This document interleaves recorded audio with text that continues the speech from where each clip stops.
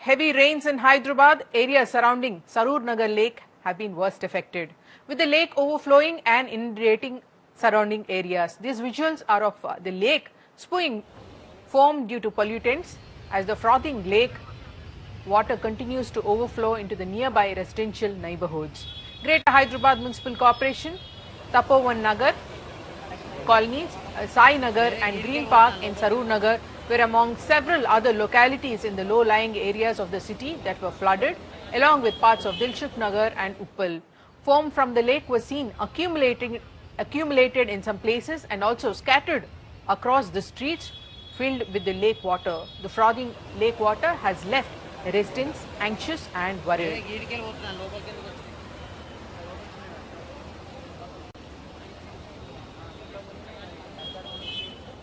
I'm right now joined by environmentalist Leo Saldanha live on the broadcast. Good afternoon and welcome to the broadcast. Good afternoon. We've seen earlier also in areas of Patan Cheru and all, we've seen some lakes frothing like this. I mean, it's very similar to what's happening in Balandur Lake in Bengaluru. But to this extent, we've never witnessed in Telangana, in Hyderabad especially. Well, this is a combination of stupidity, corruption, and avarice. That's why the froth is being generated like this. Stupidity because, when you use chemicals and in your households and, business and commercial establishments and flush it down the toilet or flush it down the drain, it goes somewhere. And it usually ends up in what were Raja Kalves, as we call them in Karnataka, canals which interconnect ponds, lakes, etc. And brilliantly, most of our water and sewerage supply departments have ensured that these living streams were turned dead by concretizing them and allowing all the muck to fall into that, which then goes into the lake. So when it reaches the lake, basically what happens is when there is a, some sort of rapid or some sort of a fall or some sort of, when water jumps, basically, it kind of gets mixed up and the froth is formed. When there is carbon which is added to it, froth is formed. And it's, that's a stupidity part. The corruption part is that if you are going to encroach into the living streams to such an extent that you make the system narrow, it's like, constricting your blood vessels, narrowing your blood vessels so that you obviously will have an heart attack or a brain damage or, some sort of catastrophic stroke. So what you're seeing is the organs which actually receive the water in all these regions are being affected because the water flow is constricted. And third is that it's also avarice because many of us, when we build, we just build into these living streams.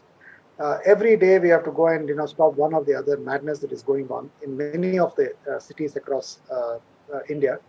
And it's the same story that planners have been corrupt in the way in which they plan neighborhoods.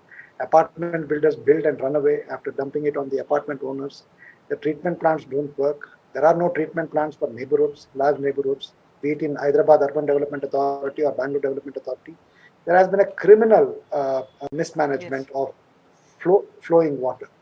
There is the Water Act of 1974, which requires engineers to be caught and punished, including jail terms, but there's not a single person who's gone to jail in the last 50 years.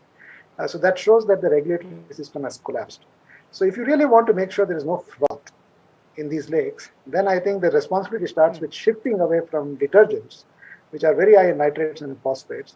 Nirma to Surf to everybody else wants to advertise that, we have the most clean and brightest. Do you really need such chemicals? What if India made a choice and said we are going to go in for organic stuff? Like, we have the soap nut powder, and soap nut grows quite extensively across South India. If that powder was to be made the main task of cleaning our clothes and vessels and so on, 90% of the chemicals and fertilizers problem will disappear. And this needs to work on the manufacturer side. We really need to go after all these Unilevers and Procter and Gamble and all these big guys who are dumping chemicals into our living streams. This is the domestic aspect. Yes, Mr. Saldanha, this is a domestic aspect, asking households to shift to maybe more natural detergents, but also if you look at it around Sarur Nagar, or including, Patancheru, which was also, that lake was also very highly polluted.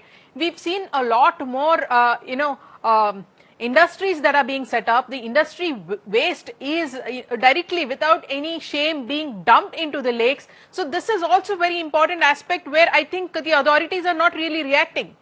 I was coming to that because Patancheru has got a lot of pharmaceutical industries. Pharmaceutical industries are supposed to bring life into our bodies, right? If you're sick, we take medicines which these guys produce. They're not supposed to spew their chemicals, they're toxic, into living streams and damage our bodies and then force us to buy the medicine. This is one part. The second part is the polluter pays principle came out of a Supreme Court order in the Patancheru case. And what are we doing 25 years after that judgment? Justice Jeevan Reddy must be asking that question, right? Because what is the Pollution Control Board and what are the municipal authorities totally doing? agree. Allowing that industrial effluents are getting into the absolutely no way they should. They should shut down the industries, cut off their electricity and power. There are police powers to do that. But have you seen a single industrialist going to court? Yes, there are powers to do that, but No, the industrialists are yes, ending up in unfortunate, Chief Mr. Minister's Saldana, office and the Prime Minister's office. That is. Yeah, they have access, and residents, normal citizens like you and I get affected. Patancheru is a classic example where we've seen how people struggled after generations, even after generations, those people struggle, and I hope the government takes rather serious note of what's happening to Hyderabad, how the rivers and lakes are getting choked due to corruption, due to inaction, and how we are all suffering. Thank you so much for joining us and sharing your thoughts.